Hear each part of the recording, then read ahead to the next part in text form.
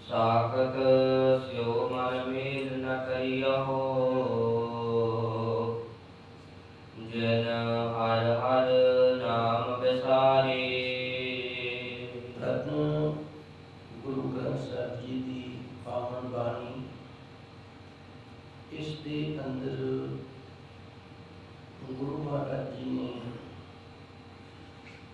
ਵੱਖੋ ਵੱਖਰਾ ਗਿਆਨ ਸਾਨੂੰ ਦੇਣਾ ਕੀਤਾ ਹੈ।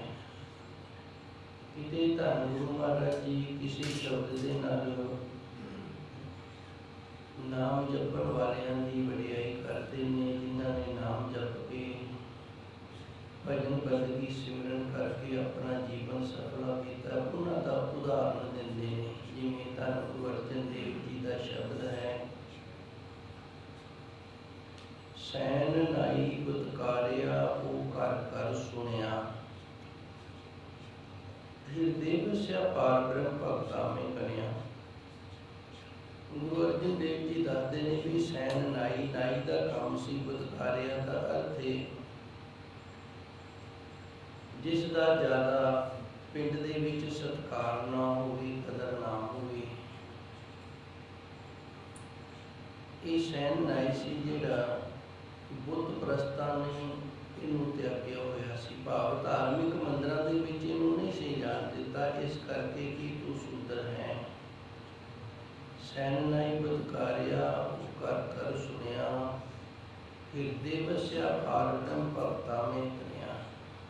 ਜਦੋਂ ਸੈਨ ਨਾਈ ਨੂੰ ਉਸ ਪਰਮਾਤਮਾ ਦੇ ਵੱਲੋਂ ਸਤਿਕਾਰਿਆ ਗਿਆ ਤੇ ਜਿਹਨੂੰ ਲੋਕੀ ਆਪਣੀ ਦਹਲੀਜ਼ ਤੇ ਨਹੀਂ ਸਨ ਚੜ੍ਹਨ ਦਿੰਦੇ, ਇਹ ਕਹਿ ਕੇ ਦੁਦਕਾਰ ਦਿੰਦੇ ਸਨ ਕਿ ਤੂੰ ਨੀਵੀਂ ਜਾਤ ਦਾ ਹੈ, ਉਹਦੀ ਹੁਣ ਘਰ ਘਰ ਦੇ ਵਿੱਚ ਗੱਲ ਸੁਣੀ ਜਾਣ ਲੱਗੀ ਹੈ। ਹਿਰਦੇ ਵਸਿਆ ਪਾਰ ਬ੍ਰਹਮ ਭਗਤਾ ਮੈਂ ਕਰਿਆ। ਇਸ ਦੇ ਹਿਰਦੇ ਦੇ ਅੰਦਰ ਜਦੋਂ ਵਾਹਿਗੁਰੂ ਦਾ ਵਾਸਾ ਹੋ ਗਿਆ ਤੇ ਵੇਖੋ ਉਹੀ ਸੈਨ ਨਾਈ ਹੈ ਜਿਹੜਾ ਉਹਦੀ ਗਿਣਤੀ ਭਗਤਾਂ 'ਚ ਹੋ ਗਈ। ਉਹਨਾਂ ਭਗਤਾਂ ਦੇ ਵਿੱਚ ਗਿਣਤੀ ਹੋ ਗਈ ਜਿਹੜੇ ਪ੍ਰਾਪਤੀ ਵਾਲੇ ਭਗਤ ਨੇ। ਇਹ ਵਿਧ ਸੁਣ ਕੇ ਜਾਟੜੋ ਉੱਠ ਭਗਤੀ ਲੱਗਾ। ਫਿਰ ਗੁਰੂ ਮਹਾਰਾਜ ਜੀ ਅੱਗੇ ਕਿਰਪਾ ਕਰਦੇ ਨੇ, ਇਸ ਤਰ੍ਹਾਂ ਦੀਆਂ ਸਾਖੀਆਂ ਸੁਣ ਕਰਕੇ ਨਾ, ਇਸ ਤਰ੍ਹਾਂ ਦੀਆਂ ਭਗਤਾਂ ਦੀਆਂ ਗੱਲਾਂ ਸੁਣ ਕਰਕੇ ਭਗਤ ਧੰਨਾ ਜੀ ਸਨ ਜਿਹੜਾ, ਉਹਨਾਂ ਦੇ ਅੰਦਰ ਵੀ ਜਿਗਿਆਸਾ ਪੈਦਾ ਹੋ ਗਈ ਤੇ ਉਹ ਵੀ ਭਗਤੀ ਦੇ ਵਿੱਚ ਲੱਗੇ। ਇਹ ਵਿਧ ਸੁਣ ਕੇ ਜਾਟੜੋ ਉੱਠ ਭਗਤੀ ਲੱਗਾ। ਮਿਲੇ ਪ੍ਰਤੱਖ ਗੁਸਾਈਆਂ ਧੰਨਾ ਵਡ ਭਾਗਾ। ਪ੍ਰਤੱਖ ਰੂਪ ਦੇ ਵਿੱਚ ਪਰਮਾਤਮਾ ਨੇ ਆਣ ਕੇ ਦਰਸ਼ਨ ਦੇ ਦਿੱਤੇ ਤੇ ਭਾਈ ਧੰਨਾ ਜੀ ਬੜੇ ਵੱਡੇ ਭਾਗਾਂ ਵਾਲੇ ਹੋ ਗਏ। ਇਹ ਗੁਰੂ ਮਹਾਰਾਜ ਜੀ ਨੇ ਧੰਨ ਗੁਰਬਾਣੀ ਦੇ ਅੰਦਰ ਸਾਨੂੰ ਇੱਕ ਉਦਾਹਰਨ ਦਿੱਤਾ ਹੈ, ਜਿਨ੍ਹਾਂ ਨੇ ਨਾਮ ਜਪਿਆ ਤੇ ਪ੍ਰਾਪਤੀ ਕੀਤੀ ਹੈ। ਇਸੇ ਤਰ੍ਹਾਂ ਧੰਨ ਗੁਰਬਾਣੀ ਦੇ ਅੰਦਰ ਸੰਗਤ ਦੀ ਵਡਿਆਈ ਕੀਤੀ ਜਾਂਦੀ ਹੈ ਵੀ ਸਾਨੂੰ ਸੰਗਤ ਦੇ ਵਿੱਚ ਆਉਣ ਦਾ ਲਾਹਾ ਕੀ ਹੈ। ਇਸੇ ਤਰ੍ਹਾਂ ਧੰਨ ਗੁਰਬਾਣੀ ਦੇ ਅੰਦਰ ਸਾਨੂੰ ਸੇਵਾ ਦਾ ਮਹਾਤਮ ਦੱਸਿਆ ਜਾਂਦਾ ਹੈ। ਸੇਵਾ ਕਰਤ ਹੋਏ ਨਿਹਕਾਮੀ ਤਿਸ ਕੋ ਹੋਤ ਪ੍ਰਾਪਤ ਸੁਆਮੀ। ਅਸੀਂ ਸੇਵਾ ਕਰਦੇ ਹੋਈਏ ਅੰਦਰ ਕਿਸੇ ਪ੍ਰਕਾਰ ਦੀ ਵੀ ਵਾਸ਼ਨਾ ਨਾ ਹੋਵੇ ਤੇ ਪ੍ਰਭੂ ਪਰਮਾਤਮਾ ਦੀ ਪ੍ਰਾਪਤੀ ਹੋ ਜਾਂਦੀ ਹੈ। ਜੇ ਅੰਦਰ ਕੋਈ ਇੱਛਾ ਹੈ, ਅੰਦਰ ਕੋਈ ਵਾਸਨਾ ਹੈ, ਅੰਦਰ ਕੋਈ ਚੱਲ ਰਿਹਾ ਤੇ ਉਹ ਸੇਵਾ ਜਿਹੜੀ ਉਹਦੇ ਨਾਲ ਪਰਮਾਤਮਾ ਦੀ ਪ੍ਰਾਪਤੀ ਨਹੀਂ ਹੋਏਗੀ। ਹੋ ਸਕਦਾ ਹੈ ਉਹ ਪਦਾਰਥ ਪ੍ਰਾਪਤ ਹੋਵੇ ਜਿਸ ਦੀ ਅੰਦਰ ਇੱਛਾ ਚੱਲ ਰਹੀ ਹੈ, ਪਰਮਾਤਮਾ ਦੀ ਪ੍ਰਾਪਤੀ ਨਹੀਂ ਹੋਏਗੀ। ਵਾਹਿਗੁਰੂ ਦੀ ਪ੍ਰਾਪਤੀ ਤਾਂ ਹੀ ਹੋਏਗੀ ਜੇ ਸਾਡਾ ਅੰਦਰ ਨਿਰਇੱਛ ਹੋ ਗਿਆ ਹੈ। ਧੰਨ ਗੁਰਬਾਣੀ ਦੇ ਹਰ ਸ਼ਬਦ ਦੇ ਅੰਦਰ ਇੱਕ ਨਵੇਂ ਨਵੇਕਲੇ ਢੰਗ ਦੇ ਨਾਲ ਗੁਰੂ ਮਹਾਰਾਜ ਜੀ ਨੇ ਇਸ ਤਰ੍ਹਾਂ ਗਿਆਨ ਦੀਆਂ ਦਾਤਾਂ ਬਖਸ਼ਿਸ਼ ਕੀਤੀਆਂ ਨੇ।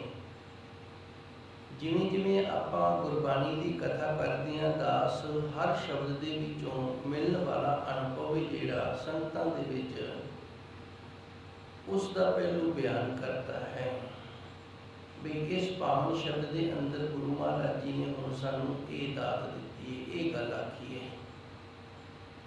ਇਸੇ ਤਰ੍ਹਾਂ ਪਾਵਨ ਸ਼ਬਦ ਜੋ ਵਿਚਾਰਾ ਅਧੀਨ ਹੈ, ਜਿਸ ਦੀਆਂ ਕੱਲ ਆਪਾਂ ਨੇ 4 ਪੌੜੀਆਂ ਦੀ ਵਿਚਾਰ ਕੀਤੀ, ਇਸ ਤੋਂ ਅੱਗੇ 5ਵੀਂ ਪੌੜੀ ਤੋਂ ਵਿਚਾਰਾਂ ਪ੍ਰਾਰੰਭ ਕਰਨੀਆਂ ਨੇ। इस पावन शब्द के अंदर गुरु महाराज जी ने संगत की वडियाई की है। संगत का गुण बहुत अधिकाई, अधिकाई का अर्थ होता है अधिक तो ज़्यादा, बहुत ज़्यादा कह लो। अधिकाई उन्होंने आख्या जाता है जिहड़ा बहुत बड़ा बहुत ज़्यादा होवे। गुरु महाराज जी ने इस पावन शब्द के अंदर सानू ये दस्या सी भी संगत का जिहड़ा गुण है ना, ये बड़ा बड़ा जी।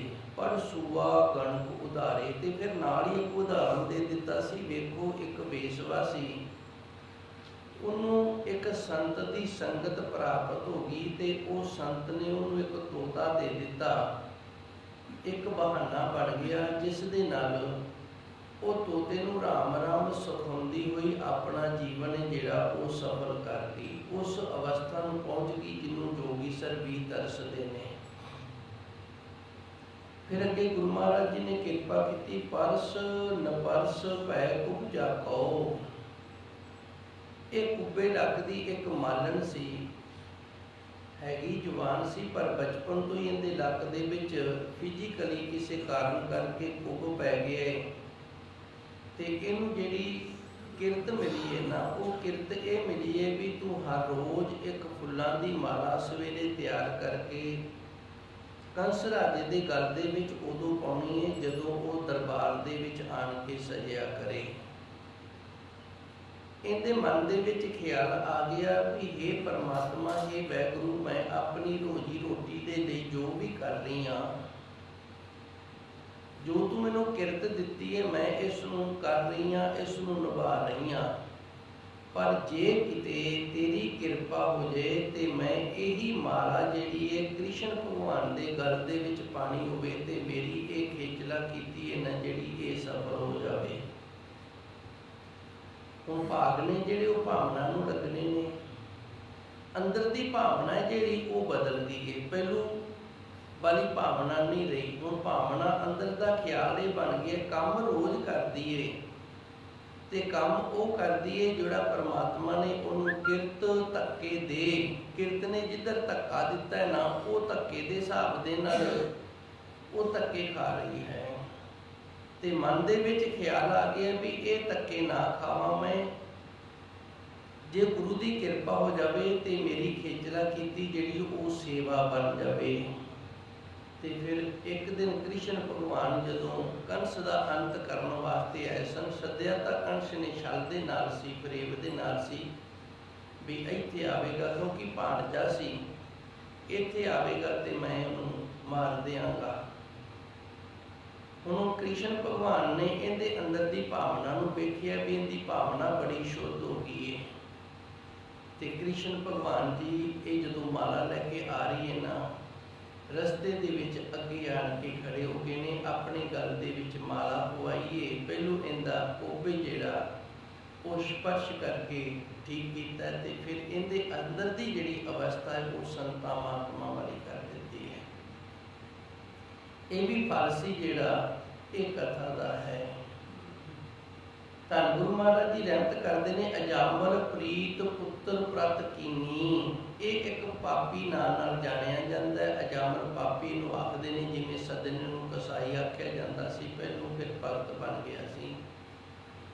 अजामल इहदी साखी कल दास ने दस दित्ती सी। ये ब्रह्म जाति दे नाल संबंध करन वाला सी, बड़ा पढ़ लिख गया सी, बड़ा विद्वान सी। एक दिन इन्हें अपने गुरु के वचन ना मन्ने, जिस करके इनके मत्थे का जिहड़ा संयोग सी ना वो उगड़ गया, तो इनका जो बेसवा दे नाल संयोग सी वो हो गया। समाज ने इनू कढ़ दिता, दुदकार दिता। हुण नगर चों शहर चों बाहर रहिंदा है, समाज का दुदकारिया होया है, नगर चों बाहर रहिंदा। सुनसान वाले पासे इत्थे साधु मंडली आई है, उनके पैर पकड़े ने भी मैं हैगा बड़ा विद्वान हाँ, पर यह संयोग ही जिहड़ा मेरा बन गया है तो मेरा भी भला हो जाए। साधु संत ने एक बहाना बना दिता, चंगा भाई तेरे बच्चा होने वाला है, जदों तेरी घर दी दे बच्चा होएगा उसका नाम नारायण रख दी। नारायण परमात्मा का नाम है। इसने बच्चे का नाम नारायण रख दिता है। अंतला समा आ गया, मरन लगा है, ਤੇ ਆਪਣੇ ਪੁੱਤਰ ਨੂੰ ਯਾਦ ਕੀਤਾ, ਉਹਦੇ ਨਾਲ ਪ੍ਰੇਮ ਹੋ ਗਿਆ ਵੀ ਸਾਧੂਆਂ ਨੇ ਨਾਮ ਦੱਸਿਆ ਸੀ, ਮੈਂ ਸਾਧੂਆਂ ਦਾ ਦੱਸਿਆ ਹੋਇਆ ਨਾਮ ਇਹਦਾ ਰੱਖਿਆ ਤੇ ਇਹਦੇ ਨਾਲ ਹੀ ਮੇਰਾ ਭਲਾ ਹੋਣਾ, ਇਸ ਕਰਕੇ ਪ੍ਰੇਮ ਹੋ ਗਿਆ। ਪ੍ਰੇਮ ਦੇ ਨਾਲ ਜਦੋਂ ਨਾਮ ਲਿਆਏ, ਅਜਾਮਲ ਪ੍ਰੀਤ ਪੁੱਤਰ ਪ੍ਰਤ ਕੀਨੀ ਕਰ ਨਰੈਣ ਬੁਲਾਰੇ, ਜਦੋਂ ਨਰੈਣ ਆ ਕੇ ਆਵਾਜ਼ ਮਾਰੀ ਤੇ ਜਮ ਛੱਡ ਕੇ ਭੱਜ ਗਏ ਨੇ, ਗਣ ਆ ਗਏ ਨੇ, ਇਹਦਾ ਵੀ ਭਲਾ ਹੋ ਗਿਆ ਹੈ। ਸੋ ਧੰਨ ਗੁਰੂ ਮਹਾਰਾਜ ਜੀ ਸੱਚੇ ਸਤਿਗੁਰ ਕਿਰਪਾ ਕਰਦੇ ਨੇ। ਅੱਗੇ ਫਿਰ ਗੁਰੂ ਮਹਾਰਾਜ ਜੀ ਨੇ ਸਾਨੂੰ ਇੱਕ ਬੜਾ ਸੁੰਦਰ ਦ੍ਰਿਸ਼ਟਾਂਤ ਦਿੱਤਾ, ਮਨੁੱਖ ਕਥੇ ਕਥ ਲੋਕ ਸੁਣਾਵੇ। ਗੁਰੂ ਮਹਾਰਾਜ ਜੀ ਰਹਿਮਤ ਕਰਦੇ ਨੇ, ਮਨੁੱਖ ਦਾ ਸੁਭਾਅ ਹੈ ਇਹ ਆਪਣੀ ਰੋਜੀ ਰੋਟੀ ਦੇ ਲਈ ਕਥਾ ਵਾਰਤਾ ਕਰਦਾ ਹੈ, ਪਰ ਉਹ ਜਿਹੜੀ ਕਥਾ ਵਾਰਤਾ ਹੈ ਨਾ, ਉਹ ਲੋਕਾਂ ਨੂੰ ਸੁਣਾਉਂਦਾ ਹੈ, ਆਪ ਉਸ ਦੇ ਅੰਦਰ ਦੇ ਗੁਣ ਨੇ ਜਿਹੜੇ ਉਹਨਾਂ ਨੂੰ ਗ੍ਰਹਿਣ ਨਹੀਂ ਕਰਦਾ। ਕਥਾ ਕਰਦਾ ਹੈ, ਲੋਕਾਂ ਨੂੰ ਗਿਆਨ ਦਿੰਦਾ ਹੈ, ਪਰ ਹਾਲਤ ਜਿਹੜੀ ਇਹ ਬੌਕਰ ਵਰਗੀ ਹੈ, ਜਿਵੇਂ ਬੌਕਰ ਅੰਦਰੋਂ ਬਾਹਰੋਂ ਸਾਰਾ ਕੂੜਾ ਕਰਕਟ ਸਾਫ਼ ਕਰਕੇ ਨਾ, ਸਾਡਾ ਘਰ, ਸਾਡਾ ਵਿਹੜਾ, ਚੌਂਕਾ, ਇੱਥੋਂ ਤੱਕ ਕਿ ਗਲੀ ਦੇ ਵੀ ਹੱਦ ਤੱਕ ਅਸੀਂ ਮਾਰ ਹੁੰਦੇ ਹਾਂ ਤੇ ਆਪ ਲਿਬੜੀ ਦੀ ਲਿਬੜੀ ਰਹਿ ਜਾਂਦੀ ਹੈ, ਆਪ ਲਿਬੜੇ ਦੇ ਲਿਬੜੇ ਅਸੀਂ ਰਹਿ ਜਾਂਦੇ ਹਾਂ। ਮਨੁੱਖ ਕਥੇ ਕਥ ਲੋਕ ਸੁਣਾਵੇ, ਜੋ ਬੋਲੇ ਸੋ ਨਾ ਵਿਚਾਰੇ। ਕਿ ਹੁਣ ਸੰਗਤ ਦਾ ਅਸਰ ਨਹੀਂ ਨਾ ਹੋਇਆ, ਜੇ ਸੰਗਤ ਦਾ ਅਸਰ ਹੋ ਜਾਂਦਾ ਤੇ ਫਿਰ ਜਿਹੜਾ ਬੋਲਿਆ ਸੀ ਉਹਦੇ ਤੇ ਵਿਚਾਰ ਵੀ ਕਰਨੀ ਸੀ ਵੀ ਮੈਂ ਲੋਕਾਂ ਨੂੰ ਇਹ ਆਖ ਰਿਹਾ ਤੇ ਮੈਂ ਵੀ ਇਹਦੇ ਤੇ ਵਿਚਾਰ ਕਰਾਂ। ਵਿਚਾਰ ਤੋਂ ਭਾਵੇਂ ਵੀ ਮੈਂ ਇਸ ਤਰ੍ਹਾਂ ਦਾ ਹੈਗਾ ਕਿ ਨਹੀਂ ਹੈਗਾ। ਇੱਥੇ ਦਾਸ ਨੇ ਗੁਰੂ ਮਹਾਰਾਜ ਜੀ ਦੇ ਇਸ਼ਾਰੇ ਨੂੰ ਸਮਝਦਿਆਂ ਹੋਇਆਂ ਇੱਕ ਸਾਖੀ ਜੋੜੀ ਸੀ। ਬੈਣੀ ਭਗਤ ਜੀ ਹੋਏ ਨੇ, ਭਗਤ ਬੇਣੀ ਜੀ। ਭਗਤ ਬੇਣੀ ਜੀ ਕੌਣ ਨੇ, ਕਿੱਥੋਂ ਦੇ ਨੇ, ਸ਼ਾਇਦ ਇਹ ਕਿਸੇ ਇਤਿਹਾਸਕਾਰ ਨੇ ਨਹੀਂ ਲਿਖਿਆ, ਜੇ ਕਿਸੇ ਨੇ ਲਿਖਿਆ ਹੋਵੇ ਤੇ ਮੈਂ ਨਹੀਂ ਪੜ੍ਹਿਆ। ਇਸ ਨੂੰ ਪ੍ਰਗਟ ਕਰਨ ਵਾਲੇ ਸਨ ਧੰਨ ਗੁਰੂ ਅਰਜਨ ਦੇਵ ਜੀ। ਗੁਰਬਾਣੀ ਦੇ ਅੰਦਰ ਇਹਦੇ ਸ਼ਬਦ ਆਉਂਦੇ ਨੇ। ਇਹ ਭਗਤ ਜੀ ਦਾ ਜਿਹੜਾ ਜੀਵਨ ਸੀ ਇਹ ਵੀ ਕਥਾ ਕਰਨ ਵਾਲਾ ਸੀ, ਕਥਾ ਕਰਿਆ ਕਰਦੇ ਸਨ। ਕਥਾ ਕਰਕੇ ਆਪਣੇ ਪਰਿਵਾਰ ਦਾ ਪਾਲਣ ਪੋਸ਼ਣ ਕਰ ਰਹੇ ਨੇ, ਘਰ ਦਾ ਗੁਜ਼ਾਰਾ ਜਿਹੜਾ ਉਹ ਕਥਾ ਦੇ ਆਸਰੇ ਦੇ ਨਾਲ ਚੱਲ ਰਿਹਾ ਹੈ। ਇੱਕ ਦਿਨ ਕਿਸੇ ਸਾਧੂ ਸੰਤ ਨੇ ਇਹਨਾਂ ਦੀ ਕਥਾ ਸੁਣੀ ਤੇ ਇਹਨਾਂ ਨੂੰ ਕਥਾ ਤੋਂ ਉਪਰੰਤ ਟੋਕ ਦਿੱਤਾ ਕਿ ਜੋ ਤੁਸੀਂ ਸਾਨੂੰ ਦੱਸਿਆ ਕਿ ਤੁਸੀਂ ਆਪ ਇਸ ਤਰ੍ਹਾਂ ਦੇ ਹੈਗੇ ਹੋ। ਇਹਨੇ ਕਹਿ ਦਿੱਤਾ ਨਹੀਂ, ਮੈਂ ਇਸ ਤਰ੍ਹਾਂ ਦਾ ਨਹੀਂ ਹੈਗਾ। ਜੇ ਕਹਿ ਦਿੰਦਾ ਹਾਂ ਮੈਂ ਹੈਗਾ ਤੇ ਉਹਨੇ ਆਖਣਾ ਸੀ ਚੰਗਾ ਫਿਰ ਤੁਰਿਆ। ਫਿਰ ਇਹਨੇ ਇੱਕ ਸੱਚ ਬੋਲਿਆ ਹੈ, ਕਹਿ ਦਿੱਤਾ ਨਹੀਂ ਮੈਂ ਇਸ ਤਰ੍ਹਾਂ ਦਾ ਨਹੀਂ ਹੈਗਾ ਜੋ ਮੈਂ ਲੋਕਾਂ ਨੂੰ ਸਮਾਜ ਨੂੰ ਦੱਸ ਰਿਹਾ, ਜਿਹੜੀ ਮੈਂ ਕਥਾ ਕਰ ਰਿਹਾ ਨਾ ਇਹ ਅਵਸਥਾ ਮੇਰੇ ਕੋਲ ਪ੍ਰਾਪਤ ਨਹੀਂ ਹੈਗੀ। ਇਸ ਨੇ ਫਿਰ ਉਸ ਸੰਤ ਦੇ ਪ੍ਰੇਰਣ ਦੇ ਨਾਲ ਹੀ ਉਸੇ ਦਿਨ ਤੋਂ ਲੋਕਾਂ ਦੀਆਂ ਕਥਾਵਾਂ ਜਿਹੜੀਆਂ ਸਨ ਘਰਾਂ 'ਚ ਜਾ ਕੇ ਕਰਨੀਆਂ, ਕਿਸੇ ਦੇ ਵਿਆਹ ਦੀ, ਕਿਸੇ ਦੇ ਮਰਨੇ ਦੀ, ਕਿਸੇ ਦੇ ਪਰਨੇ ਦੀ, ਇਹ ਸਾਰੀਆਂ ਛੱਡ ਛਡਾ ਕੇ ਨਾ ਇੱਕ ਰੁੱਖ ਦੇ ਥੱਲੇ ਜਾ ਕੇ ਬੈਠ ਗਏ। ਉੱਥੇ ਜਾ ਕੇ ਬੰਦਗੀ ਕਰਨ ਲੱਗ ਗਏ। ਘਰ ਦੀ ਹਾਲਤ ਬੜੀ ਨਾਜ਼ੁਕ ਹੋ ਗਈ, ਹੁਣ ਖਰਚਾ ਕਿਵੇਂ ਚੱਲੇ। ਕੁਝ ਮਹੀਨੇ ਗੁਜ਼ਾਰਾ ਹੁੰਦਾ ਰਿਹਾ, ਘਰ ਵਿੱਚ ਸੀਗਾ ਤੇ ਉਹ ਵੇਚ ਵੱਟ ਕੇ ਕੁਝ ਆਂਢੀਆਂ ਗੁਆਂਢੀਆਂ ਤੋਂ ਉਧਾਰ ਦੇ ਰੂਪ ਦੇ ਵਿੱਚ ਲੈ ਕੇ ਇੱਕ ਦਿਨ ਘਰ ਦੀ ਬਹੁਤ ਖਿੱਚ ਗਈ ਹੈ, ਕਹਿੰਦੀ ਜੀ ਹੁਣ ਤਾਂ ਅੰਤ ਹੋ ਗਿਆ, ਹੁਣ ਮੇਰੇ ਤੋਂ ਕਿਸੇ ਦੇ ਮੰਗਣ ਨਹੀਂ ਜਾਇਆ ਜਾਂਦਾ, ਕਿਉਂਕਿ ਜਿਹਦੇ ਤੋਂ ਮੈਂ ਲੈ ਲਿਆ ਨਾ ਉਹਨੂੰ ਦਿੱਤਾ ਨਹੀਂ ਜਾਂਦਾ ਤੇ ਮੇਰਾ ਤਾਂ ਗਲੀ 'ਚ ਨਿਕਲਣਾ ਬੜਾ ਔਖਾ ਹੋ ਗਿਆ, ਤੁਸੀਂ ਕੁਝ ਕਰੋ। ਇਹ ਸਾਰਾ ਕੁਝ ਛੱਡ ਛਡਾ ਕੇ ਘਰੇ ਬਹਿ ਗਈ ਵੀ ਅੱਜ ਭੁੱਖੇ ਸਹੀ। ਤੇ ਭਗਤ ਜੀ ਉਸੇ ਤਰ੍ਹਾਂ ਪਰਮਾਤਮਾ ਦੇ ਪ੍ਰੇਮ ਦੇ ਵਿੱਚ ਰੁੱਖ ਦੇ ਥੱਲੇ ਜਾ ਕੇ ਬਹਿ ਗਏ ਨੇ। ਪਰਮਾਤਮਾ ਇੱਕ ਰਾਜੇ ਦਾ ਰੂਪ ਧਾਰਨ ਕਰਕੇ ਆ ਗਿਆ, ਇਸ ਦੇ ਘਰ ਨੂੰ ਭਰ ਦਿੱਤਾ ਹੈ ਤੇ ਨਾਲੇ ਆਪਣੇ ਭਗਤ ਨੂੰ ਦਰਸ਼ਨ ਦੇ ਕੇ ਨਿਹਾਲ ਕਰ ਦਿੱਤਾ ਹੈ। ਸੋ ਗੁਰੂ ਮਹਾਰਾਜ ਜੀ ਸੱਚੇ ਸਤਿਗੁਰ ਦਾ ਇਸ਼ਾਰਾ ਜਿਹੜਾ ਇੱਥੇ ਉਹ ਉਹਨਾਂ ਪ੍ਰਾਣੀਆਂ ਦੇ ਵੱਲ ਜਿਹੜੇ ਕਥਾ ਤਾਂ ਕਰਦੇ ਨੇ, ਪਰ ਕਥਾ ਦੀ ਜੋ ਬਿਆਨ ਕਰਦੇ ਨੇ, ਜੋ ਗੱਲਾਂ ਲੋਕਾਂ ਨੂੰ ਦੱਸਦੇ ਨੇ, ਉਹਨਾਂ ਦੇ ਉੱਤੇ ਆਪ ਅਮਲ ਨਹੀਂ ਕਰਦੇ, ਉਸ ਤਰ੍ਹਾਂ ਦਾ ਆਪ ਜੀਵਨ ਕਰਨ ਦਾ ਯਤਨ ਨਹੀਂ ਕਰਦੇ। ਮਨੁੱਖ ਕਥੇ ਕਥ ਲੋਕ ਸੁਣਾਵੇ, ਜੋ ਬੋਲੇ ਸੋ ਨਾ ਵਿਚਾਰੇ, ਸਤ ਸੰਗਤ ਮਿਲੇ ਤਾਂ ਦ੍ਰਿੜਤਾ ਆਵੇ। ਗੁਰੂ ਮਹਾਰਾਜ ਜੀ ਰਹਿਮਤ ਕਰਦੇ ਨੇ, ਜੇ ਅਸੀਂ ਸਤ ਸੰਗਤ ਦੇ ਵਿੱਚ ਮਿਲਣਾ ਕਰੀਏ ਤੇ ਫਿਰ ਸਾਡੇ ਅੰਦਰ ਨਾ ਦ੍ਰਿੜਤਾ, ਦ੍ਰਿੜਤਾ ਦਾ ਅਰਥ ਹੁੰਦਾ ਅੰਦਰੋਂ ਪੱਕਿਆ ਹੋ ਜਾਣਾ, ਹੁਣ ਕੱਚੇ ਤੇ ਪੱਕੇ ਦੀ ਨਿਸ਼ਾਨੀ ਕੀ ਹੈ? ਜਿਹੜਾ ਪੱਕਾ ਹੈ ਨਾ ਉਹ ਅੰਦਰੋਂ ਡੋਲੇਗਾ ਨਹੀਂ, ਤੇ ਜਿਹੜਾ ਕੱਚਾ ਹੈ ਉਹ ਅੰਦਰੋਂ ਡੋਲ ਜਾਵੇਗਾ। ਜਿਵੇਂ ਪੱਕਾ ਘੜਾ ਹੋਵੇ, ਉਹਦੇ 'ਚ ਪਾਣੀ ਪਾਈਏ ਤੇ ਉਹ ਪਾਣੀ ਨੂੰ ਠੰਡਿਆ ਕਰ ਦਿੰਦਾ ਹੈ। ਕੱਚਾ ਘੜਾ ਹੈ, ਉਹਦੇ 'ਚ ਪਾਣੀ ਪਾਵਾਂਗੇ ਤੇ ਉਹ ਫੁਰਨ ਲੱਗ ਜਾਏਗਾ। ਇਹ ਕੱਚੇ ਤੇ ਪੱਕੇ ਦਾ ਅੰਦਰ ਦਾ ਹਿਸਾਬ ਹੁੰਦਾ ਹੈ। ਜਦੋਂ ਪੱਕੇ ਦੇ ਅੰਦਰ ਕੋਈ ਇਸ ਤਰ੍ਹਾਂ ਦੀ ਮੁਸੀਬਤ ਹੁੰਦੀ ਹੈ ਤੇ ਅੰਦਰੋਂ ਉਹ ਪੱਕਾ ਹੋਇਆ ਹੈ, ਤੇ ਫਿਰ ਉਹ ਇਸ ਮੁਸੀਬਤ ਨੂੰ ਵੀ ਠੰਡ ਦੇ ਵਿੱਚ ਬਦਲ ਦਿੰਦਾ ਹੈ। ਤੇ ਜਿਹੜਾ ਕੱਚਾ ਹੈ ਉਹ ਆਪ ਹੀ ਟੁੱਟ ਜਾਂਦਾ, ਉਹਨੇ ਪਾਣੀ ਵਿਚਾਰੇ ਨੂੰ ਤਾਂ ਕੀ ਠੰਡਿਆ ਕਰਨਾ ਹੈ। ਹਰ ਰਾਮ ਨਾਮ ਨਿਸਤਾਰੇ, ਗੁਰੂ ਮਹਾਰਾਜ ਜੀ ਰਹਿਮਤ ਕਰਦੇ ਨੇ, ਸਾਡਾ ਜਿਹੜਾ ਭਲਾ ਕਰਨ ਵਾਲਾ ਹੈ ਨਾ ਉਹ ਪ੍ਰਭੂ ਪਰਮਾਤਮਾ ਦਾ ਨਾਮ ਹੈ। ਫਿਰ ਚੌਥੀ ਪੌੜੀ ਦੇ ਵਿੱਚ ਗੁਰੂ ਮਹਾਰਾਜ ਜੀ ਨੇ ਕਿਰਪਾ ਕੀਤੀ ਸੀ, ਜਬ ਲਗ ਜੀਉ ਪਿੰਡ ਹੈ ਸਾਬਤ। ਸਾਬਤ ਦਾ ਅਰਥ ਹੈ ਅਸੀਂ ਜਿਉਂਦੇ ਹਾਂ, ਮਰੇ ਨਹੀਂ, ਸਾਡੇ ਕੋਲ ਸਾਰਾ ਕੁਝ ਹੀ ਹੈ। ਸਰੀਰ ਵੀ ਸਾਬਤ ਹੈ ਤੇ ਅੰਦਰ ਸੁਆਸ ਨੇ ਉਹ ਵੀ ਚੱਲ ਰਹੇ ਨੇ। ਸਰੀਰ ਵੀ ਸਾਬਤ ਹੈ ਤੇ ਇਹਦੀ ਕਿਰਿਆ ਵੀ ਚੱਲ ਰਹੀ ਹੈ। ਜਬ ਲਗ ਜੀਉ ਪਿੰਡ ਹੈ ਸਾਬਤ, ਤਬ ਲਗ ਕਿਛ ਨਾ ਸੁਮਾਰੇ। ਪ੍ਰਾਣੀ ਹੈ ਜਿਹੜਾ ਜਦੋਂ ਇਹਦਾ ਸਰੀਰ ਹਾਸਲ ਹੈ ਤੰਦਰੁਸਤ ਹੈ, ਉਦੋਂ ਰੱਬ ਦਾ ਨਾਮ ਨਹੀਂ ਲੈਂਦਾ। ਜਬ ਘਰ ਮੰਦਰ ਆਗ ਲਗਾਨੀ, ਕੜ ਕੂਪ ਕੱਢੇ ਪਨਿਹਾਰੇ। ਫਿਰ ਗੁਰੂ ਮਹਾਰਾਜ ਜੀ ਨੇ ਦ੍ਰਿਸ਼ਟਾਂਤ ਦਿੱਤਾ ਹੈ, ਇਸ ਤਰ੍ਹਾਂ ਦੇ ਜੋ ਅਸੀਂ ਪ੍ਰਾਣੀ ਹੁੰਦੇ ਹਾਂ ਨਾ, ਸਾਡੀ ਹਾਲਤ ਉਹਨਾਂ ਲੋਕਾਂ ਵਰਗੀ ਹੁੰਦੀ ਹੈ ਜਿਨ੍ਹਾਂ ਦੇ ਘਰ ਵਿੱਚ ਅੱਗ ਲੱਗ ਜਾਵੇ ਤੇ ਉਹ ਕਈ ਲੈ ਕੇ ਨਾ ਖੂਹ ਪੱਟਣ ਲੱਗ ਜਾਂਦਾ ਹੈ। ਹੁਣ ਵੇਖੋ, ਜਦੋਂ ਉਹਨੂੰ ਖੂਹ ਪੱਟੇਗਾ, ਪਾਣੀ ਤੱਕ ਜਾਏਗਾ, ਉਦੋਂ ਨੂੰ ਤਾਂ ਅੱਗ ਸੜ ਕੇ ਸੁਆਹ ਹੋ ਜਾਏਗਾ। ਇਸ ਤਰ੍ਹਾਂ ਦੇ ਮੰਦ ਬੁੱਧੀਆਂ ਅਸੀਂ, ਜਦੋਂ ਸਾਡੇ ਤੇ ਮੁਸੀਬਤ ਪੈਂਦੀ ਹੈ ਉਦੋਂ ਫਿਰ ਅਸੀਂ ਰੱਬ ਦਾ ਨਾਮ ਜਪਣ ਲੱਗ ਜਾਂਦੇ ਹਾਂ, ਸਿਮਰਨ ਕਰਨ ਲੱਗ ਜਾਂਦੇ ਹਾਂ, ਅੱਗੇ ਪਿੱਛੇ ਨਹੀਂ ਕਰਦੇ। ਤੇ ਗੁਰਬਾਣੀ ਦੇ ਅੰਦਰ ਗੁਰੂ ਨਾਨਕ ਦੇਵ ਜੀ ਦਾ ਫਰਮਾਨ ਹੁੰਦਾ, ਅੱਗੋਂ ਦੇ ਜੇ ਚੇਤੀਏ, ਅੱਗੋਂ ਦੇ ਜੇ ਚੇਤੀਏ। ਭਾਈ ਜੇ ਪਹਿਲੂ ਚੇਤੇ ਕੀਤਾ ਹੋਵੇ ਨਾ ਰੱਬ ਨੂੰ, ਤੇ ਫਿਰ ਰੱਬ ਕਿਰਪਾ ਕਰਦਾ ਹੈ। ਕਰਮਾਂ ਦੇ ਅਨੁਸਾਰ ਜਿਹੜਾ ਦੁੱਖ ਸੁੱਖ ਆਉਂਦਾ ਨਾ, ਤੇ ਪਰਮਾਤਮਾ ਉੱਥੇ ਜ਼ਰੂਰ ਰਹਿਮਤ ਕਰਦਾ ਵੀ ਇਹ ਤਾਂ ਪਹਿਲੂ ਤੋਂ ਮੇਰਾ ਨਾਮ ਜਪਣ ਵਾਲਾ ਮੇਰਾ ਪਿਆਰਾ ਹੈ। ਕਾਇਤ ਮਿਲੇ ਸਜਾਏ, ਫਿਰ ਉਹਨੂੰ ਸਜ਼ਾ ਨਹੀਂ ਮਿਲਦੀ, ਪਰਮਾਤਮਾ ਉਹਨੂੰ ਸਜ਼ਾ ਨਹੀਂ ਦਿੰਦਾ। ਇੱਥੋਂ ਤੱਕ ਦੀ ਆਪ ਸੰਗਤਾਂ ਨੇ ਕੱਲ ਕਥਾ ਸਰਵਣ ਕੀਤੀ ਸੀ। ਇਸ ਤੋਂ ਅੱਗੇ ਪੰਜਵੀਂ ਪੌੜੀ ਤੋਂ ਅੱਜ ਦੀਆਂ ਵਿਚਾਰਾਂ ਪ੍ਰਾਰੰਭ ਹੁੰਦੀਆਂ ਨੇ। ਧੰਨ ਗੁਰੂ ਮਹਾਰਾਜ ਜੀ ਰਹਿਮਤ ਕਰਦੇ ਨੇ ਪੰਜਵੀਂ ਪੌੜੀ ਦੇ ਵਿੱਚ ਹੁਣ ਸੰਗਤ ਮਾੜੀ ਦਾ ਜ਼ਿਕਰ ਕਰਨ ਲੱਗੇ ਨੇ। ਪਹਿਲੂ ਚੰਗੀ ਸੰਗਤ ਦਾ ਗੁਰੂ ਮਹਾਰਾਜ ਜੀ ਨੇ ਜ਼ਿਕਰ ਕੀਤਾ ਸੀ, ਹੁਣ ਮਾੜੀ ਸੰਗਤ ਦੀ ਗੱਲ ਕਰਦੇ ਨੇ। ਸਾਖਤ ਸਿਓ ਮਨ ਮੇਲ ਨਾ ਕਰਿਓ। ਗੁਰੂ ਮਹਾਰਾਜ ਜੀ ਰਹਿਮਤ ਕਰਦੇ ਨੇ ਜਿਹੜਾ ਸਾਖਤ ਮਨੁੱਖ ਹੈ ਨਾ, ਮਨ ਮੇਲ ਨਾ ਕਰਿਓ, ਵੇ ਕਿਤੇ ਉਹਨਾਂ 'ਚ ਨਾ ਜਾ ਮਿਲੇ। ਸਾਖਤ ਸਿਓ ਮਨ ਮੇਲ ਨਾ ਕਰਿਓ, ਹੇ ਮੇਰਿਆ ਮਨਾ, ਵੇਖੀ ਕਿਤੇ ਨਾਸਤਕ ਮਨੁੱਖ ਦੀ ਸੰਗਤ ਤੈਨੂੰ ਨਾ ਹੋ ਜਾਵੇ।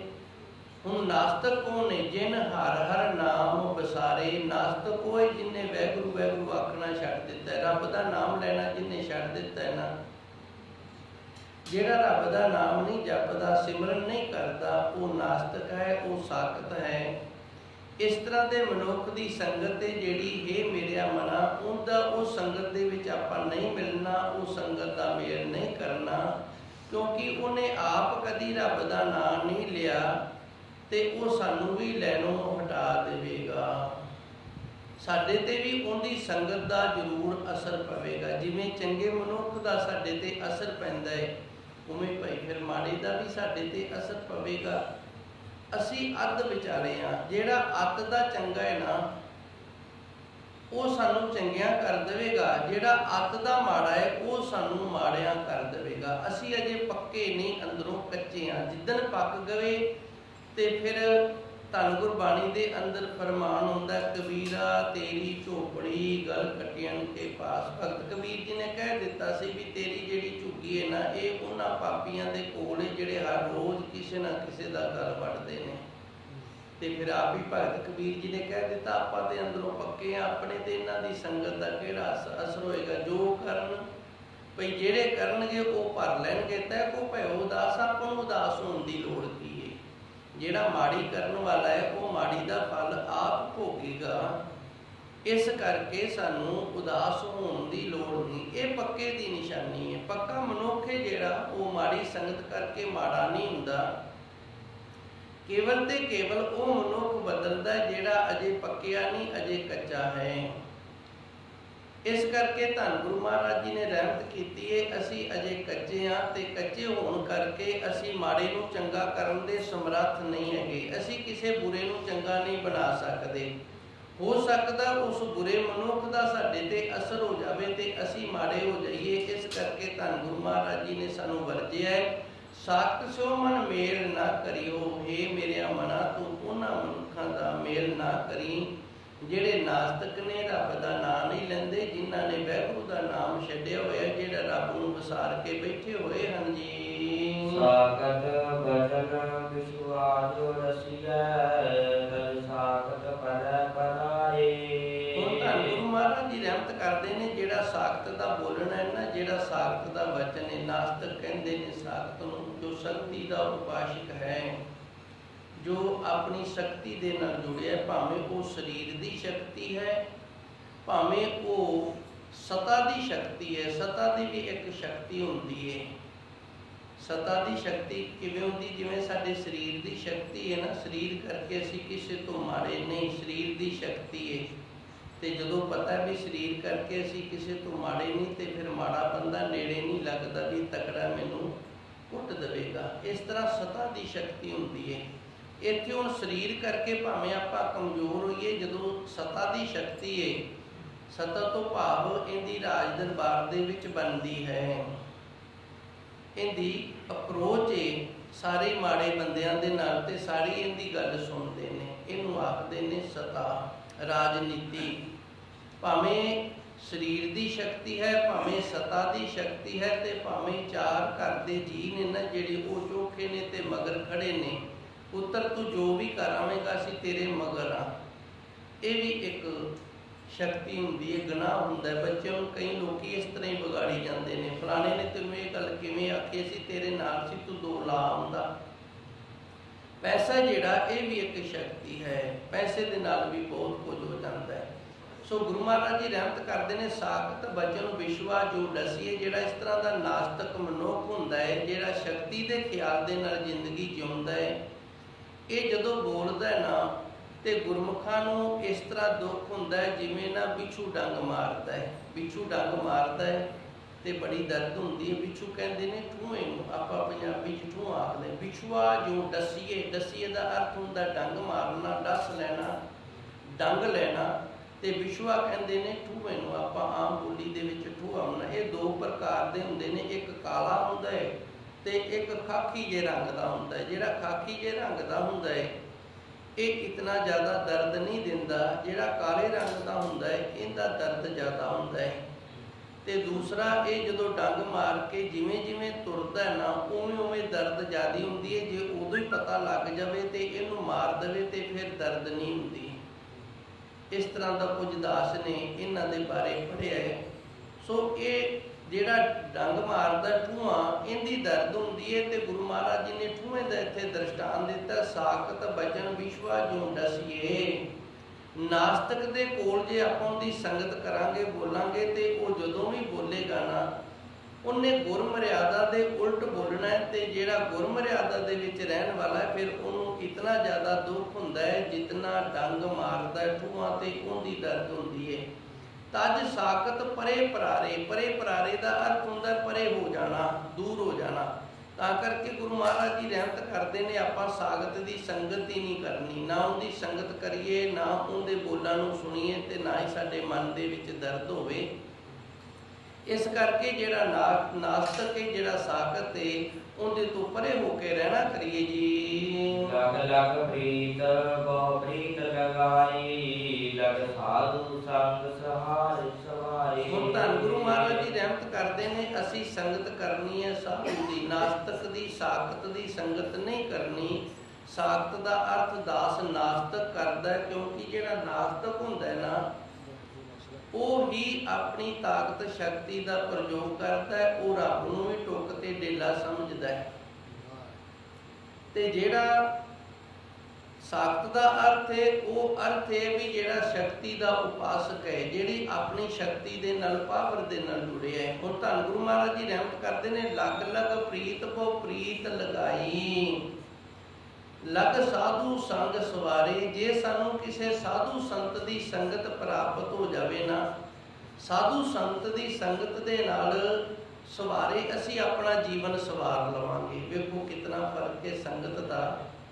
ਇੱਕ ਮਨੁੱਖ ਉਹਦੀ ਸੰਗਤ ਦੇ ਕੀਤਿਆਂ ਜੇ ਅਸੀਂ ਉਹਦੇ ਵਰਗੇ ਨਹੀਂ ਹੁੰਦੇ ਤੇ ਫਿਰ ਉਹ ਆਪਣੇ ਬਚਨਾਂ ਦੇ ਨਾਲ ਸਾਨੂੰ ਦੁੱਖ ਦਿੰਦਾ ਰਹਿੰਦਾ, ਜਿਵੇਂ ਠੂਹਾ ਡੰਗ ਮਾਰਦਾ। ਜੇ ਉਹਦੇ ਨਾਲ ਦੇ ਹੋ ਗਿਆ ਤੇ ਫਿਰ ਬੱਲੇ ਬੱਲੇ, ਫਿਰ ਤਾਂ ਦੋਵੇਂ ਕੁਝ ਹੋ ਗਏ, ਦੋਵੇਂ ਨਾਸਤਕ ਹੋ ਗਏ।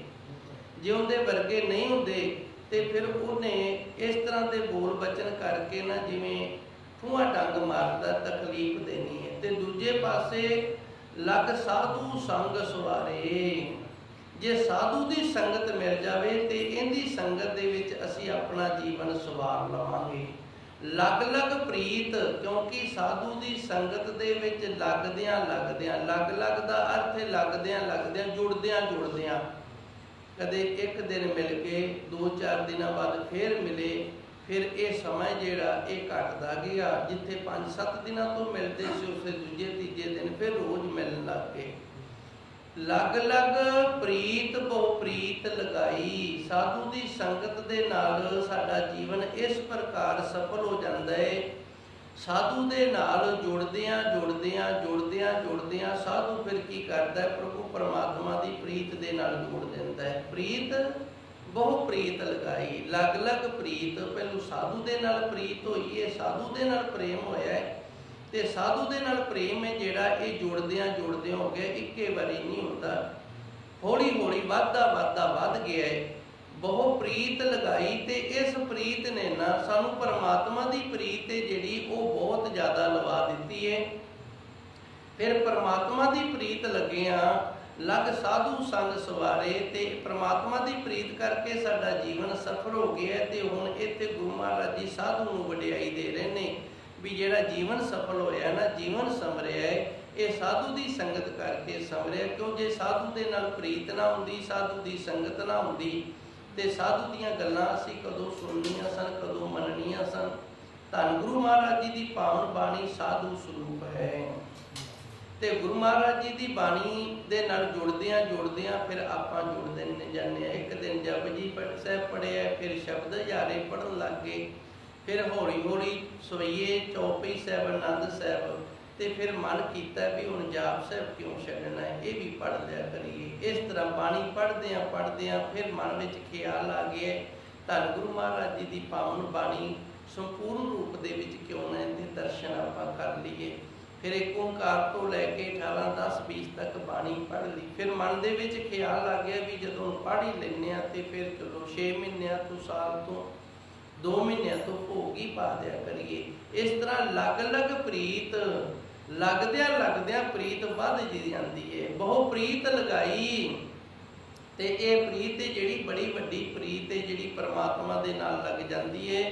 ਲਗ ਸਾਧੂ ਸੰਗ ਸਵਾਰੇ, ਤੇ ਸਾਧੂ ਦੀ ਸੰਗਤ ਦੇ ਨਾਲ ਇਸ ਤਰ੍ਹਾਂ ਜੀਵਨ ਸਵਾਰਿਆ ਜਾਂਦਾ ਹੈ ਜੀ। ਗੁਰ ਕੇ ਬਚਨ ਸਤ ਸਤ ਕਰ ਮਾਨੇ, ਮੇਰੇ ਠਾਕੁਰ ਬਹੁਤ ਪਿਆਰੇ। ਹੁਣ ਧੰਨ ਗੁਰੂ ਮਹਾਰਾਜ ਜੀ ਰਹਿਮਤ ਕਰਦੇ ਨੇ, ਗੁਰੂ ਦੇ ਬਚਨ ਨੇ ਨਾ ਜਿਹੜੇ ਹੁਣ ਸਤ ਕਰਕੇ ਮੰਨਣਾ ਕੀਤੇ ਨੇ, ਜਾਂ ਜਿਨ੍ਹਾਂ ਨੇ ਸਤ ਕਰਕੇ ਮੰਨੇ ਨੇ। ਗੁਰਬਾਣੀ ਸਾਡਾ ਗੁਰੂ ਹੈ ਤੇ ਗੁਰੂ ਮਹਾਰਾਜ ਜੀ ਦੀ ਬਾਣੀ ਸਾਡੇ ਗੁਰੂ ਮਹਾਰਾਜ ਜੀ ਦੇ ਬੋਲ ਨੇ, ਗੁਰੂ ਮਹਾਰਾਜ ਜੀ ਦੇ ਬਚਨ ਨੇ। ਗੁਰ ਕੇ ਬਚਨ ਸਤ ਸਤ ਕਰ ਮਾਨੇ, ਗੁਰੂ ਮਹਾਰਾਜ ਜੀ ਦੇ ਬਚਨਾਂ ਨੂੰ ਸਤ ਸਤ ਕਰਕੇ ਮੰਨਣਾ ਕੀਤਾ। ਮੇਰੇ ਠਾਕੁਰ ਬਹੁਤ ਪਿਆਰੇ, ਇਹ ਮੇਰੇ ਸੱਚੇ ਸਤਿਗੁਰੂ ਨੂੰ ਬੜੇ ਪਿਆਰੇ ਲੱਗਦੇ ਨੇ। ਜਿਹੜਾ ਗੁਰਮੁਖ ਪਿਆਰਾ ਆਪਣੇ ਗੁਰੂ ਦੇ ਬਚਨਾਂ ਨੂੰ ਸਤ ਕਰਕੇ ਮੰਨਦਾ ਨਾ, ਉਹਨੂੰ ਧੰਨ ਗੁਰੂ ਅਕਾਲ ਪੁਰਖ ਸਾਹਿਬ ਜੀ ਬਹੁਤ ਪਿਆਰ ਕਰਦੇ ਨੇ। ਉਹ ਪਰਮਾਤਮਾ ਨੂੰ ਬਹੁਤ ਪਿਆਰਾ ਲੱਗਦਾ, ਪਰਮਾਤਮਾ ਦਾ ਉਹ ਪਿਆਰਾ ਹੋ ਜਾਂਦਾ ਹੈ ਜੀ। ਪੂਰਬ ਜਨਮ ਪਰਜੂਨ ਕਮਾਏ, ਹਰ ਹਰ ਹਰ ਨਾਮ ਪਿਆਰੇ। 7ਵੀਂ ਪੌੜੀ ਦੇ ਅੰਦਰ ਧੰਨ ਗੁਰੂ ਮਹਾਰਾਜ ਜੀ ਰਹਿਮਤ ਕਰਦੇ ਨੇ। ਪੂਰਬ ਕਹਿੰਦੇ ਨੇ ਪਿਛਲੇ ਜਨਮ ਨੂੰ, ਪਰਚੂਨ ਕਹਿੰਦੇ ਨੇ ਥੋੜੇ ਥੋੜੇ। ਜਿਵੇਂ ਆਪਾਂ ਕਹਿੰਦੇ ਨੇ ਪਰਚੂਨ ਦੀ ਦੁਕਾਨ ਹੈ, ਇਹ ਥੋਕ ਦੀ ਦੁਕਾਨ ਹੈ। ਜਿਹੜੀ ਥੋਕ ਦੀ ਦੁਕਾਨ ਹੁੰਦੀ ਹੈ ਉੱਥੋਂ ਚੋਖਾ ਸਮਾਨ ਹੈ ਜਿਹੜਾ ਉਹ ਖਰੀਦਿਆ ਜਾਂਦਾ, ਉਹ ਥੋੜਾ ਥੋੜਾ ਸਮਾਨ ਨਹੀਂ ਦਿੰਦੇ। ਜਿਵੇਂ ਖੰਡ ਲੈਣੀ ਹੈ ਤਾਂ ਉਹ ਬੋਰੀ ਚਕਾਣਗੇ, ਕਿਲੋਆਂ ਦੇ ਵਿੱਚ ਤੋਲ ਕੇ ਨਹੀਂ ਦੇਣਗੇ। ਤੇ ਜਿਹੜੀ ਪਰਚੂਨ ਦੀ ਦੁਕਾਨ ਹੈ ਉੱਥੇ ਭਾਵੇਂ ਆਪਾਂ ਪਾਈਆ ਲੈ ਲਈਏ 100 ਗ੍ਰਾਮ ਲੈ ਲਈਏ, ਉਹਨੇ ਤਾਂ ਦੇਣਾ ਹੀ ਥੋੜ੍ਹਾ ਥੋੜ੍ਹਾ ਕਰਕੇ। ਉਹ ਵਿਚਾਰਾ ਬੋਰੀ ਲੈ ਆਉਂਦਾ ਹੈ, ਫਿਰ ਉਹਦੇ 'ਚੋਂ ਥੋੜ੍ਹਾ ਥੋੜ੍ਹਾ ਕਰਕੇ ਤੇ ਉਹ ਵੇਚਦਾ ਰਹਿੰਦਾ ਹੈ। ਤੇ ਜਿਹੜਾ ਥੋਕ ਵਾਲਾ ਹੁੰਦਾ ਹੈ ਉਹ ਟਰੱਕ ਲਵਾਉਂਦਾ ਤੇ ਉਹਨੇ ਬੋਰੀਆਂ ਕਰਕੇ ਥੋਕ ਦੇ ਵਿੱਚ ਵੇਚਣੀਆਂ ਹੁੰਦੀਆਂ ਨੇ। ਥੋਕ ਦਾ ਅਰਥ ਹੁੰਦਾ ਬਹੁਤ ਜ਼ਿਆਦਾ ਤੇ ਪਰਚੂਨ ਦਾ ਅਰਥ ਹੁੰਦਾ ਥੋੜ੍ਹਾ ਥੋੜ੍ਹਾ। ਪੂਰਬ ਜਨਮ ਪਰਚੂਨ ਕਮਾਏ। ਧੰਨ ਗੁਰੂ ਮਹਾਰਾਜ ਜੀ ਰਹਿਮਤ ਕਰਦੇ ਨੇ ਕਿ ਪਿਛਲੇ ਜਨਮ ਦੇ ਵਿੱਚ ਨਾ ਅਸੀਂ ਥੋੜ੍ਹੇ ਥੋੜ੍ਹੇ ਜਿਹੜੇ ਚੰਗੇ ਕੰਮ ਕੀਤੇ ਨੇ, ਚੰਗੇ ਕਰਮ ਕੀਤੇ ਨੇ। ਹਰ ਹਰ ਹਰ ਨਾਮ ਪਿਆਰੇ। ਜਿਨ੍ਹਾਂ ਨੇ ਪਿਛਲੇ ਜਨਮ ਦੇ ਵਿੱਚ ਥੋੜ੍ਹਾ ਬਹੁਤ ਚੰਗਾ ਕੰਮ ਕੀਤਾ, ਥੋੜ੍ਹੀ ਬਹੁਤ ਨੇਕੀ ਕੀਤੀ ਹੈ, ਗੁਰੂ ਕਿਰਪਾ ਕਰਦਾ, ਫਿਰ ਉਹਨਾਂ ਨੂੰ ਹਰੀ ਅਕਾਲ ਪੁਰਖ ਵਾਹਿਗੁਰੂ ਦੇ ਨਾਮ ਦੇ ਨਾਲ ਪਿਆਰ ਹੁੰਦਾ, ਦੂਜੇ ਬੰਦੇ ਨੂੰ ਪਿਆਰ ਨਹੀਂ ਹੋਏਗਾ। ਪੂਰਬ ਜਨਮ ਪਰਚੂਨ ਕਮਾਏ। ਇਹ ਕੋਈ ਬਾਹਲੀ ਔਖੀ ਠੋਕ ਨਹੀਂ ਵੀ ਸਾਨੂੰ ਗੱਲ ਦੀ ਸਮਝ ਨਾ ਆਵੇ। ਕੋਈ ਅਰਬੀ ਫਾਰਸੀ ਦੇ ਵਿੱਚ ਲਿਖੀ ਹੈ, ਉਰਦੂ 'ਚ, ਅੰਗਰੇਜ਼ੀ 'ਚ ਲਿਖੀ ਹੈ ਤੇ ਸਾਨੂੰ ਸਮਝ ਨਹੀਂ ਆਉਂਦੀ। ਅਸੀਂ ਰੋਜ਼ ਹੀ ਪਰਚੂਨ ਦੀ ਦੁਕਾਨ 'ਤੇ ਜਾਂਦੇ ਹਾਂ ਤੇ ਥੋੜ੍ਹਾ ਥੋੜ੍ਹਾ ਸਮਾਨ ਹੈ ਜਿਹੜਾ ਉਹ ਖਰੀਦਦੇ ਹਾਂ। ਤੇ ਪੂਰਬ ਦਾ ਅਰਥ ਹੁੰਦਾ ਪਹਿਲਾ ਜਨਮ, ਜਿਹੜਾ ਸਾਡਾ ਇਸ ਜਨਮ ਤੋਂ ਪਹਿਲਾ ਜਨਮ ਸੀ। ਇਸ ਜਨਮ ਤੋਂ ਪਿਛਲਾ ਕੋਈ ਜਨਮ ਸੀ, ਪਹਿਲਾ ਕੋਈ ਜਨਮ ਸੀ। ਉਸ ਜਨਮ ਦੇ ਵਿੱਚ ਅਸੀਂ ਥੋੜ੍ਹਾ ਥੋੜ੍ਹਾ ਧਰਮ ਜ਼ਰੂਰ ਕਮਾਇਆ, ਥੋੜ੍ਹੇ ਥੋੜ੍ਹੇ ਚੰਗੇ ਕੰਮ ਜ਼ਰੂਰ ਕੀਤੇ ਨੇ।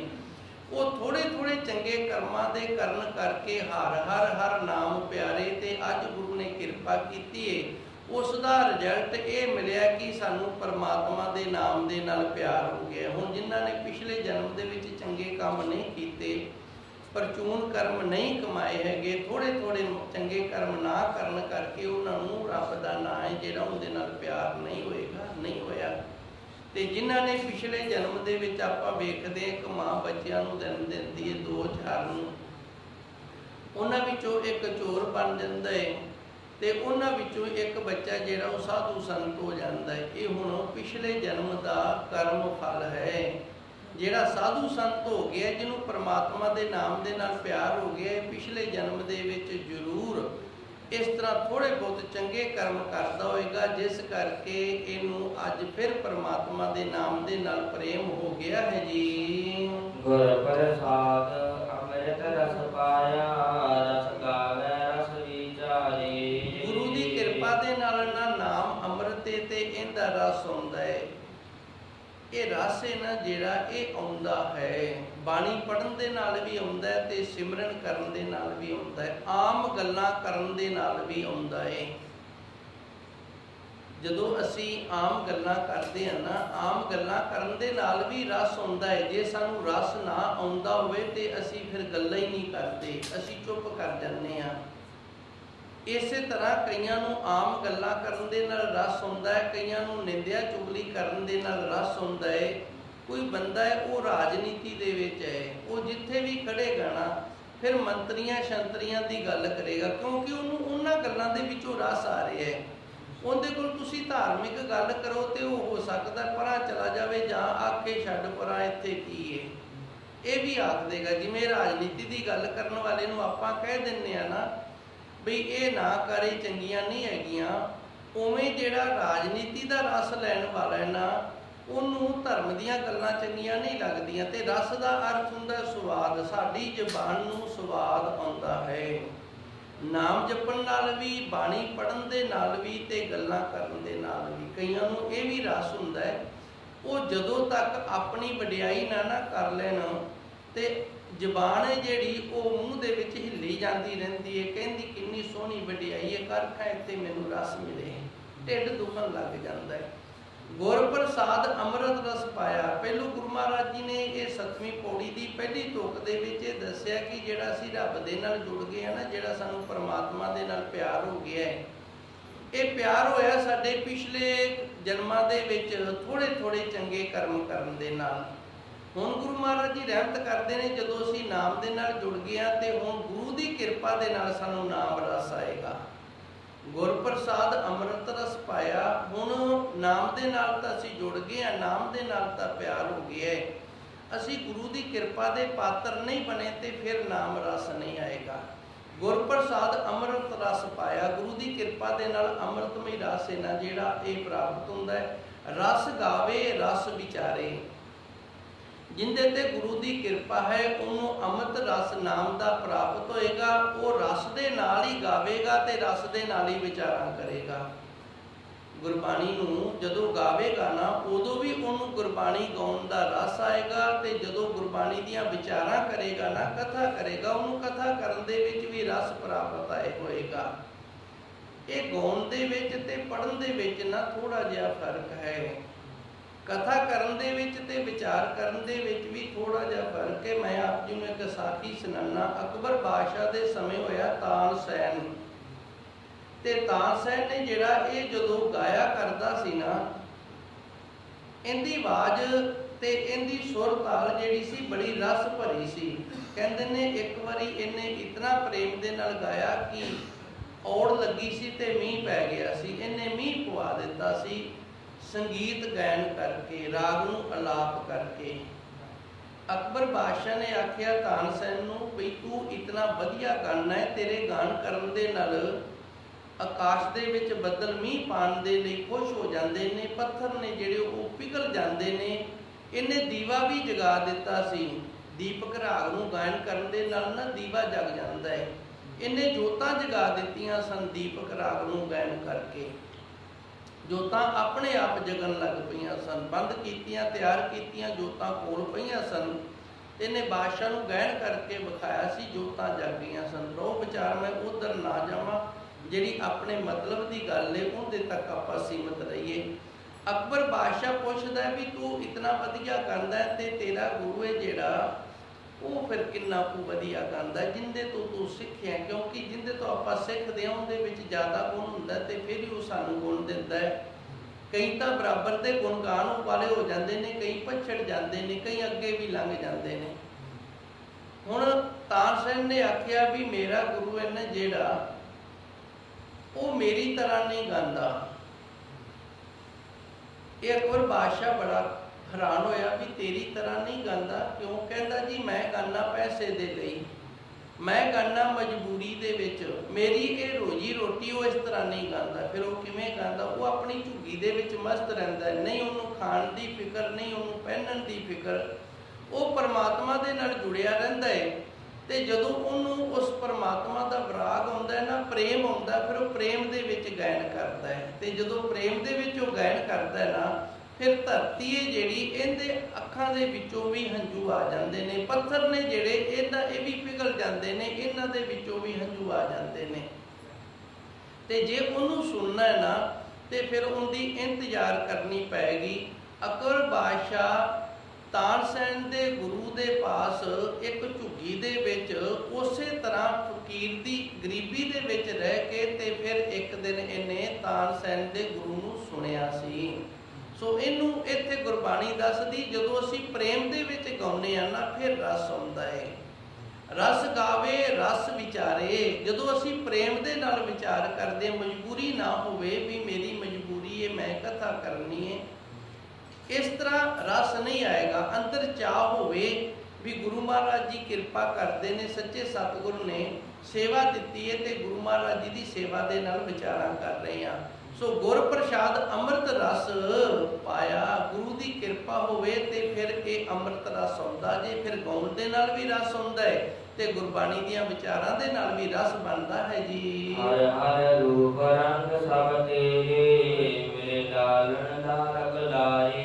हे वैगुरु सारे रूप रंग ने ना ये तेरी ने, तू मेरा प्यारिया तो प्यारा है। लाल गुलारे, लाल गुलारे का अर्थ हुंदा प्रेम दे रंग दे विच गुझिया आ। तू प्रेम दे रंग दे विच रंगिया होया ते अपने भगतां नूं अपने प्रेम रंग दे विच रंग लैंदा है जी। जैसा रंग दे सो होवै, क्या नानक जंत विचारे। तू जिस तरह का किसी नूं रंग दे देना उस तरह का हो जाता है। असीं जीव विचारे की हाँ। इत्थे रंग का अर्थ है प्रेम।